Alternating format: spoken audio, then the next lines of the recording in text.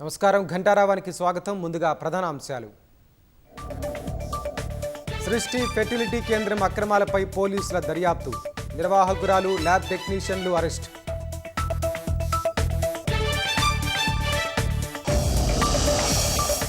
హైదరాబాద్ కొండాపూర్లో rave party భగ్నం. 2 కిలోల గంజాయి, పలు రకాల డ్రగ్స్ స్వాధీనం.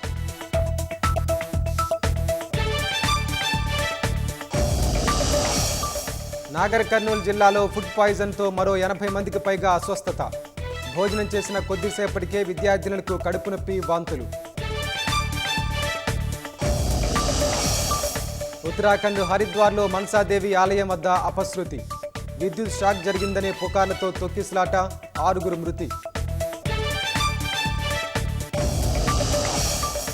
గాజాలో కొనసాగుతున్న ఇజ్రాయెల్ మారణ హోమం. బాంబు దాడిలో 53 మంది పాలస్తీనియన్లు మృతి.